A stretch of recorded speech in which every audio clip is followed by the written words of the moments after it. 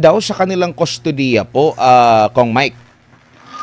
Well, actually, Admar, sa una sa lahat, ako'y siyempre, respeto natin kung ano man yung mga binanggit ng ating Philippine Navy at kung meron mang nanggaling napahayag mula sa Philippine Marines. Kasi, siyempre, alam mo, medyo siguro, no? Hindi rin naman maganda dahil medyo mapolitika tong usapin na to. Maraming mga anggulo na lumalabas, maraming batikusan. And, yeah, of course, as an institution, talaga namang dapat hindi sila ma-involve. Ako lang naman, ang binanggit ko, ito yung impormasyong aking natatanggap. Ito yung impormasyon na nare-relay sa akin. Dahil hindi naman ako direct contact kay Sergeant Gutesa. Bagamat ganon, sa akin naman palagay, hindi naman to usapin ng bring me, di ba? Yung sa party, di ba? Bring me this, bring me that. Hindi naman ganito itong contest eh. Ang akin is, may sinabi si Sergeant Gutesa, kung batay doon, nakikita nilang may kahalagahan at dapat pang-imbestigahan, sa akin palagay, dapat yun ang tingnan nila. At kung meron man kailangan na paglilinaw pa si Sergeant Gutesa, kung nais lang patawag, ako, ang aking paniwala, nandiyan naman doon sa kanyang affidavit, yung kanyang lisensya, nandun yung kanyang address, siguro magandang ipadala doon at doon din sa Philippine Marines. Kung sakali man, bagamat hindi maaring wala sa kustodya nila, pero naniniwala naman ako na maaari nilang matunton. Kasi kung ako talaga, Admar, hindi ganun kadiri sa akin. Maraming hindi direct ako siya nakakausap, hindi ko siya wala akong nakakausap sa kanyang pamilya, kundi dumadaan din ako sa mga tulay na nagbibigay lang ng mga impormasyon o kundi kaya nagbibigay ng pahayag kung ano yung kanyang kondisyon. Ako naman kasi ang aking magmula ng Senate Committee presentation sa kanya, yun lang ang tanong ko, kung kamusta siya, kung safe ba siya, kung okay ba siya. Siyempre, yun naman ang ating unang kailangang bantayan para sa taong to dahil binanggit ko nga, Admar, sa lahat ng naging testigo dyan sa investigasyon, yung taong yan ang walang interes. Lahat ng lumabas sa investigasyon nila, may kinuwang pera, bilyon-bilyon, kasama sa kontrata, may hatian. Itong si Gutesa talagang puro, walang pinagperahan to, hindi kasama sa sindikato to, hindi kasama sa usapan to. Yung kanya, pananaw lang niya para sa bayan. Na nakikita niya, ito pala yung pera na dapat sa flood control, ito pala yung pera na sinasabi sa korupsyon, na nagugulat sila dahil napakalaking halaga ang nakikita nila sa bawat panahon. Opo. Kong, sa huling impormasyon na nakuha nyo po, ligtas po itong si Gutesa kasi meron ka rin nabanggit sa panayam na merong tumawag sa iyo na media na parang tinambangan o pinagbabaril ba? Ano ba yung kwento noon na Kong at yung latest information mo about sa kalagayan ni Gutesa? Yes, actually, Edmar, tama yun. May tumawag na kaibigan sa media at nung binanggit yun, nagulat din ako. Ang una kong ang tanong is, ano yung source? Nung nabanggit na medyo talagang credible yung source. Ibig sabihin, hindi naman kwento-kwento lang at meron din namang kumbaga din na posisyon. Nung mabanggit sa akin yun, sinubukan kong tumulay ulit. At pinatanong ko kung kamusta ba siya, anong nangyari, anong sitwasyon, nakabalik nga sa akin, oras di ba? Bago makarating yung informasyon at binanggit nga, na siya naman daw, meron ngang umaaligid at nasa kote ng Marines, pero hindi ko alam kung ano yung detalye, hindi ko rin alam kung ano yung intent, pero ang importante sa akin doon, walang nangyari sa kanya. Opo, at kung ito nga po ay nakuha nyo po yung mga impormasyon na ito, ibig sabihin?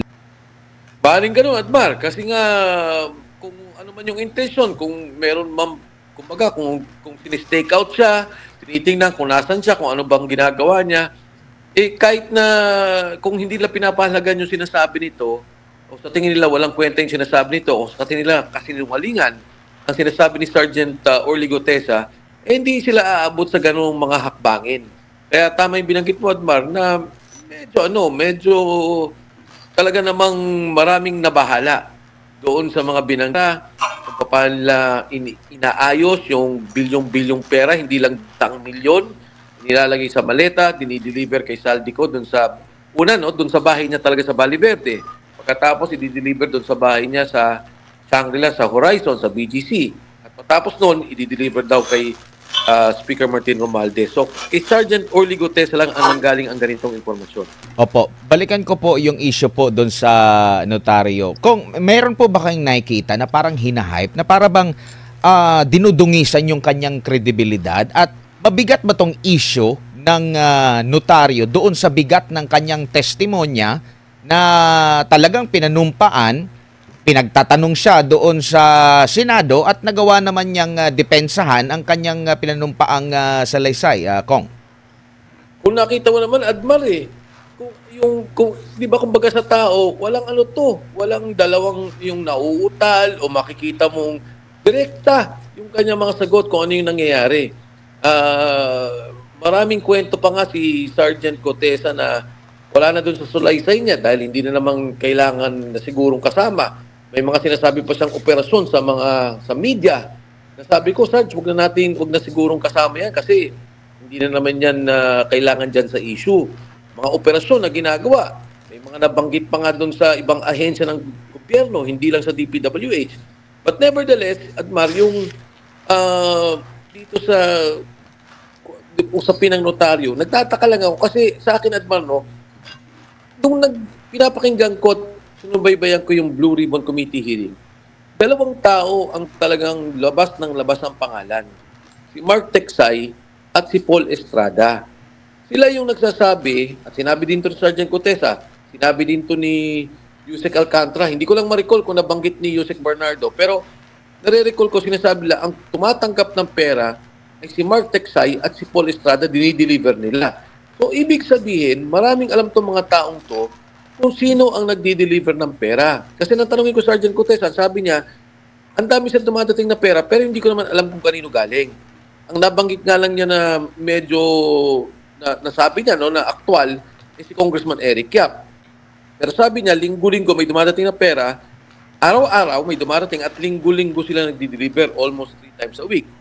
So, kung titingnan mo, ito yung dalawang taong kumakamada sa buong operasyon ni Congressman Saldico na nung panahon na yun ay chairman ng Committee on Appropriations. Sila yung nagpopondo sa lahat ng proyekto ng gobyerno. Hindi pinatawag. Walang ginawa. Tapos binanggit din ni Sergeant Gutesa, may 90 na personnel si Congressman Saldico na naka-assign. Marami doon ay ex-Marines, meron doon mga active na mga police, meron doon mga active na Air Force, or at least active mga aktibong sundalo under the Armed Forces of the Philippines. Wala din pinatawag. So nagtataka ako, bakit napupunta kay Gutesa na malito, yung notaryo, yung ganito, di ba dapat kung nais talaga nating resolve itong problema at makita talaga natin kung ano ang punot dulo ng lahat, sundan natin yung sinasabi ni Sergeant Gutesa. Ngayon, kung sasabihin ng mga kasama niya, hindi totoo yan, o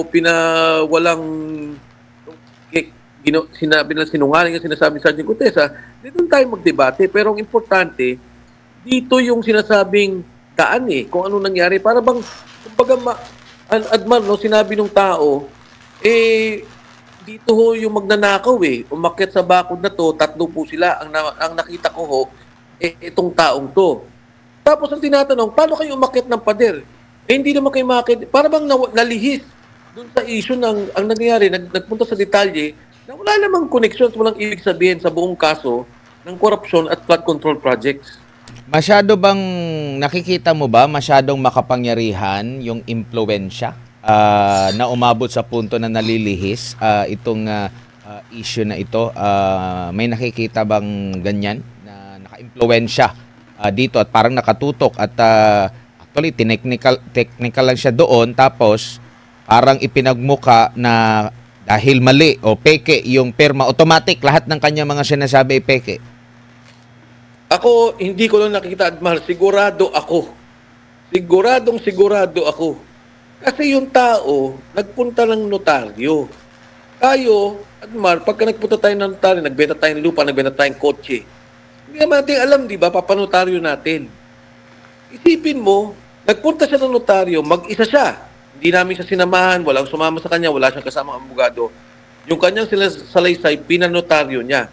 Ang mabigat doon sa notaryong to, hindi lang naman ngayon to. Dahil marami ding kung naalala mo, Admar, si Attorney Romy Macalintal lumabas. Sabi niya, sandali lang. Yan din yung notaryo na ginamit ko sa pag-file ko doon sa BSKE petition namin sa Supreme Court. At ito rin, ang notaryo, mismong pirma na nandun sa Department of Tourism sa TIESA. Na nakapirma pa nga dyan ay si Administrator Mark Lapid. So, ang punto ko dito, bakit biglang dinidinay ng notaryo? Pipikiin ba ni Gutesa yung seal? Pipikiin ba ni Gutesa yung rubber stamp? Di ba yung rubber stamp, ang daming detalye nun eh. Kung kailan ka naging abogado, kung anong visa ng yung notaryo. Eh pwede nga siyang walang notaryo eh. Umattend lang siya sa Senate Committee hearing, under oath naman siya. At yun namang notaryo, walang visa. Supreme Court decisions na nangyari dyan na yung mga ganitong mga pagkakamali, hindi ibig sabihin untruthful. Walang ang Department of Justice, si Attorney Martinez, si Prosecutor Padulyon, ang ating yung ating Prosecutor's Office. Sabi na walang epekto yan. Isipin mo, mapabaliktad mo yung notaryo para lang mawalang visa yung salaysay ni Gutesa at sabihin na peke. Ano ba, yung ginagawa nilang storya para mawalang visa yung salaysay ni Gutesa, napakagrabe. At nagugulat ako dahil nga ang sa isip ko lang, Adman, no, Pilipino tayong lahat. Itong nangyari sa bayan natin, ayaw na natin to eh. Masyado na lumumba na lumba. Hindi lang to politika. Yung sinasabing 25-30% na hingian yung ghost project na talagang zero, walang ginawa. Siguro ngayon lang to nangyari na yung kabuang gobyerno talagang minapya. Lahat ng proyekto, lahat ng departamento, may mga porsentuhan na pinag-uusapan. Kaya ang akin, parang nagugulat ako na makikita mo nga, no, pagka nag-post sila, Gutesa, sinungaling, mali, falsifikado, grabe yung mga trolls. Grabe ang ginagastos ng pera. So sigurado ko, hindi ko lang nakikita, sigurado ako, Admar. Dahil kung ikaw Pilipino, kahit anong kulay mo, pink ka man, makapink ka, DDS ka, pulahan ka, siguro naman dapat ang paniwala nating lahat, itong problema ng korupsyon na nangyari at nakikita natin, dapat ihinto at dapat may maparusahan. Opo. Hinarap po ba or inibitahan po ba itong si Gutesa doon muna sa yung sa issue doon sa korte na sinabing peke ang pirma? Ang sinabi ng korte, ngayon ko lang naman nabasa, sinabi daw nila inibitahan. Hindi ko alam eksakto kung saang address binigay, kung na-receive ba ni Sergeant Gutesa, dahil ang impormasyon ko hanggang sa ngayon, kung siya naman ay bibigyan ng summons at kung siya naman ay imbitahan ng Blue Ribbon Committee o ng independent commission, yung investigation nila na ginagawa sa ICI, i-attend naman tong taong to at wala naman siyang dapat itago. Kung ano naman sinabi niya, ganun lang din ang dapat niyang sabihin. Sa akin nga, Admar, yung binanggit niya na sa Senado, para sa akin may sapat na eh. Para gamitin na nilang batayan para palakihin pa yung investigasyon at gamitin din lang ebidensya kung anumang kasong isasampa nila. Opo, and naimbitahan ba siya? Kasi yung mga nagsalita doon sa Senate Blue Ribbon, inimbitahan din. At talagang yung kanilang naging mga pasabog, yung kanilang mga naging testimonya, siguro, hindi naman isinapubliko, for sure, inulit yon kasi doon din pinagbasehan yung, yung rekomendasyon na maghain ng reklamo ang ombudsman. Naimbitahan ba itong si Gutesa maliban sa Senate Blue Ribbon Committee? Sa akin, wala akong impormasyon tungkol dyan, Admar. Yung Blue Ribbon Committee lang ang aking alam. Nung ang na-recall mo after the Blue Ribbon Committee hearing, tapos sinabi ng DOJ, hindi nagpunta si Sergeant Gutesa, nung aking chinek, ang nangyari pala ata, nag-usap si Secretary Boying Rimulya at si Sergeant Gutesa na, pumunta ka para dun sa Witness Protection Program. Pagkatapos ata, dahil nga nung nagsalita Sergeant Gutesa na hindi na niya kailangang yung Witness Protection Program o yung protection ng kustodya ng Senado, hindi na siya nagpunta the next day. So, yun lang yung impormasyon na nakuha ko to be honest, Admar. Pero ang paniwala ko naman, kung siya may imbitahan, yung prinsipyo at panindigan ni Sergeant Gutesa ay mananatili at siya'y magtutulong at magpa-participate kung ano man ang investigasyon. Parang ano po ba ito, red flag, Kong Mai? Kasi lahat ng mga nag-testimonya doon, kumbaga parang umusad yung kanila ang investigation doon sa mga naging pahayag nila. Ano, umabot nga sa punto na nakasuhan pa. Pero itong kay Guteza, mabigat din itong pahayag. Bakit hindi kaya kasing bigat yung kanilang treatment dito? Alam mo, Admar, ang problema kasi natin sa ICI, katulad na nabanggit na ng marami, hindi transparent eh. So hindi ko alam kung anong nangyayari, kung anong mga naging presentasyon. Yung Blue Ribbon Committee naman, 2 linggo nang huminto, magmula nang lumabas sila Sergeant Cotesa at ang mga ibang opisyal ng DPWH.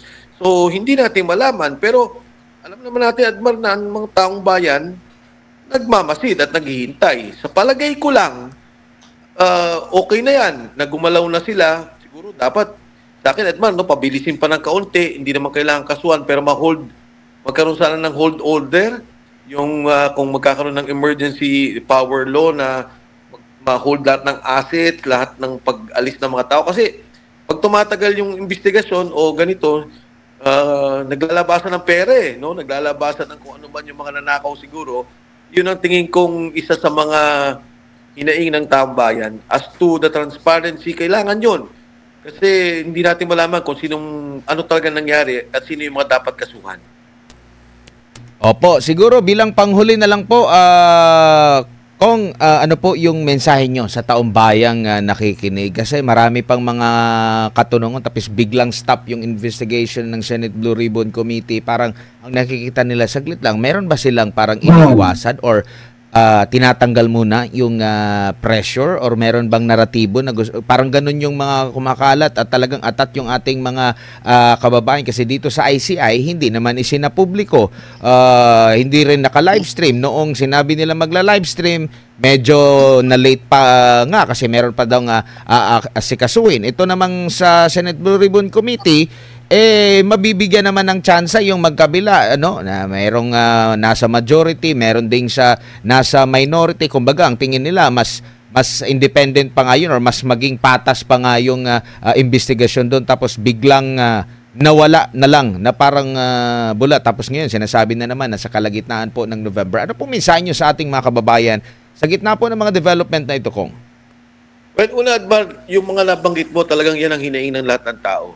Unang-una, nais sila maging transparent ang ginagawang investigasyon ng ICI, yung Commission on Infrastructure. Pangalawa, siguro sa Senate Blue Ribbon Committee, magpatuloy talaga. Magpatuloy. At siguro yung naratibo, tama yung mga binanggit mo naman, may kanya-kanyang pananaw no? Etong grupong to, iba pagtingin, o itong grupong to, iba pagtingin. Tingin ko dapat umabot na tayo sa punto na magkaisa tayo. Kung ano man kulay mo, kung ano man yung paniniwala mo, kung ano man yung iyong pananampalataya sa politika, santabi muna natin to. No? Ayusin natin ng gusto, sino ba talaga nagkamali? Sino ba talaga mga kasama? Ano ba talaga yung perang ninakaw nila? Siguro, Admar, hindi maiwasan ng konti yung politika dahil di ba merong sinasabi, pagka na umabot sa ganito, mananalo si ganito, pagka naman umabot sa ganyan, dapat hanggang dito lang. Tingin ko, Admar, baka dapat isang tabi na natin yan Ayusin na talaga natin to dahil masyadong lumala talaga ang sitwasyon ng ating bansa. Yung pagtaas ng peso, nakikita natin, palala ng palala. Ang mga negosyante talagang nagsasalita na bigat na bigat sa mga nangyayari. So ito yung panahon na talagang dapat magkaisa ang bawat Pilipino. Pati sa rally, Admar, may pinapanawagan naman ng rally, iba-ibang grupo na naman. Sabi ko, dapat siguro isang grupo na lang. Diba? Isang tabi natin yung kung kanino tayo kakampi. Ang kakampi natin ngayon, ang bayan. Ang kakampi natin ngayon, yung kinabukasan ng ating mga anak. Ang kakampi natin ngayon, ay wag nang maulit to. Dahil pagka ito naulit pa, o patuloy na mangyayari sa ating bansa, na parang nagpikit mata lang tayo at pinabayaan natin, ang kawawa naman yung mga anak natin Ang kawawa naman yung mga henerasyon na darating sa darating na panahon. 30 taon na siguro, Kadmar, more or less, sa politika, 30 taon na ako nandyan.